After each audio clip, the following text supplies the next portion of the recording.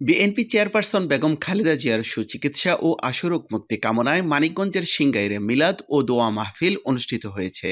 সোমবার 13 জানুয়ারি বিকেলে সিংগাইর উপজেলা ও পৌর বিএনপির উদ্যোগে মানিকগঞ্জ 2 আসনের সাবেক এমপি ও বিএনপি চেয়ারপারসনের উপদেষ্টা ইঞ্জিনিয়ার মইনুল ইসলাম খান শান্তর চারি গ্রামের বাসভবনে এই দোয়া ও মিলাদ মাহফিল অনুষ্ঠিত হয়। অনুষ্ঠানে বক্তব্য দানকালে মানিকগঞ্জ জেলা বিএনপির উপদেষ্টা আলাউদ্দিন বলেন, আমাদের বিরুদ্ধে বহু শত্রু লেগে আছে। অত্যন্ত সুকৌশলে আমাদের দলের ভেতরে আওয়ামী লীগের এজেন্ট প্রবেশ করানোর অপচেষ্টা চলছে।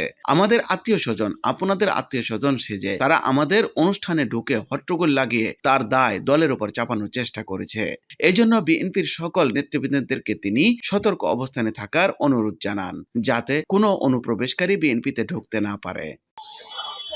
আমরা মনে করি বিএনপি ক্ষমতায় গেছে, ক্ষমতায় যায় না, কিন্তু বিষয়টা হলো দেশের যে বর্তমান যে অবস্থা, শেখ হাসিনা সরকারের যে অন্যায় অত্যাচারে দেশটাকে যে দেউলিয়া করে রেখে গেছে, এখন সাধারণ জনমানুষ সকলেই মনে করে যে এই মুহূর্তে এই দেশের দায়িত্ব একমাত্র বিএনপির কাছে তুলে দিলে হয়তো সঠিকভাবে দেশটা পরিচালিত করতে পারবে।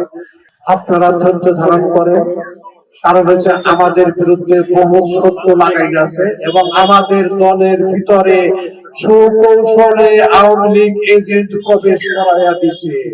উপজেলা বিএনপির সিনিয়র সহসভাপতি ডাক্তার শফিউদ্দিনের সভাপতিত্বে ও পৌর বিএনপির যুগ্ম সাধারণ সম্পাদক রিয়াজুল ইসলামের সঞ্চালনায় সবাই উপস্থিত ছিলেন মানিকগঞ্জ জেলা বিএনপির উপদেষ্টা মোহাম্মদ আলাউদ্দিন, সিংগাইর উপজেলা বিএনপির সহসভাপতি খান মোহাম্মদ হাবিবুল আলম মোহাম্মদ আলী, সহসভাপতি আব্দুল মান্নান। আরো উপস্থিত ছিলেন পৌর বিএনপির সাধারণ সম্পাদক অ্যাডভোকেট তোফাজ্জল হোসেন, সাংগঠনিক সম্পাদক আব্দুল গফুর, উপজেলা বিএনপির সাংগঠনিক সম্পাদক সানোয়ার হোসেন, পৌর বিএনপির প্রচার সম্পাদক ও সাবেক পৌর কাউন্সিলর নূর আলম বাবুল, উপজেলা বিএনপির প্রচার সম্পাদক মহিদুর রহমান ফকির, পৌর কাউন্সিলর মাহফুজুর রহমান সরকার, উপজেলা যুবদলের ভারপ্রাপ্ত আহ্বায়ক মঞ্জুরুল ইসলাম মঞ্জু, সদস্য সচিব ইসমাইল হোসেন, পৌর যুবদলের আহ্বায়ক আনোয়ার কাজী, সদস্য সচিব শফিকুল ইসলাম জীবন, উপজেলা স্বেচ্ছাসেবক দলের আহ্বায়ক মোহাম্মদ আবুল কাশেম, স্বেচ্ছাসেবক দলের আহ্বায়ক শফিকুল ইসলাম, সিংগার সদর ইউনিয়ন বিএনপির সাধারণ সম্পাদক আব্দুর রহিম সহ অনেকে।